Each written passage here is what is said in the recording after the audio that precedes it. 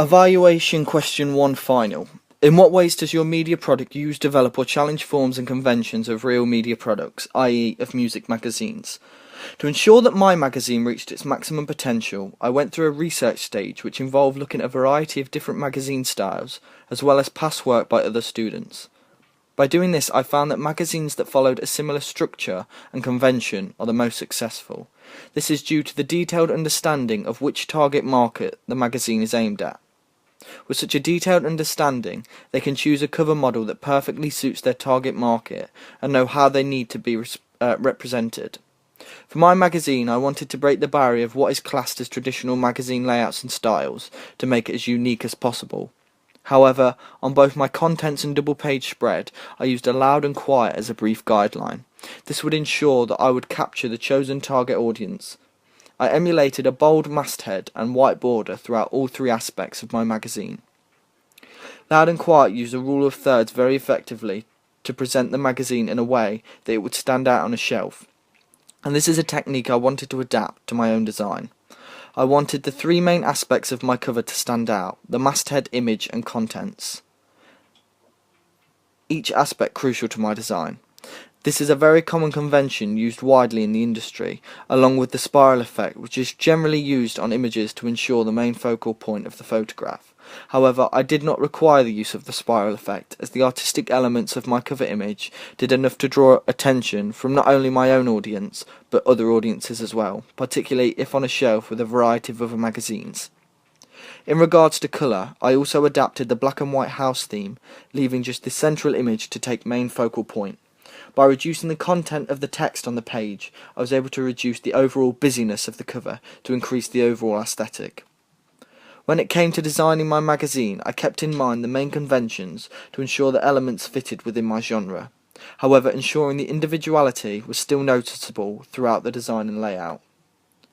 For my masthead, I challenged the conventions with regards to colour by using white, which is not known for being a bold or to stand out. I used a Revolution font due to its bold style, and I developed the boldness through the use of overlapping the fonts. I used an overlap effect on my masthead to be different, which is initially what the term indie represents. I believe, along with the font, this enables me to stand out and capture my target audience's attention. I placed the masthead slightly lower than the top of the page to ensure that the border was used to great effect, and framed the photo to show off its artistic features, especially the eyes, as these attract the male gaze. I also decided to not have anything overlapping the masthead, only the border, because this also allows me to develop my cover's individuality if on a shelf with a wide variety of other magazines. The graphological features of my magazine are purposely there to ensure that it's diverse and looks particularly different in comparison to other magazines in the market, regardless of my magazine not being the only indie one. I found inspiration sources from magazines such as Loud and Quiet and Clash due to their exquisite and artistic ways of representing images and text with negative space. I, however, decided to break the conventions of these magazines and did not use the negative space effect to the extent of I wished to, because I felt that the images I produced with a chalk effect were artistic enough to attract my target audience as well as others. My favourite page with regards to the graphological features which I have presented in my cover, I feel the Revolution font works when leaked into the border. I also like the sizing of my image, as it really presents the male gaze features which will attract my target audience, regardless of whether they follow indie music or not.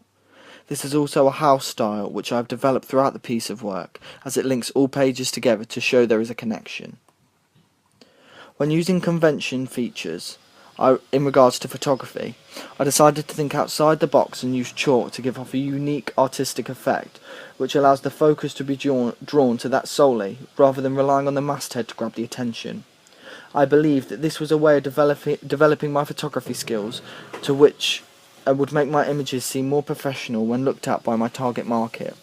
I followed the conventions of a perfect photograph, because my model looked into the camera in all the photographs I used for my magazine.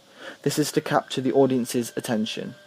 My magazine has challenged most conventions to an extent to ensure that it's diverse and individual. However, I believe that I have stuck by the most important ones to ensure my magazine remains graphologically like a magazine.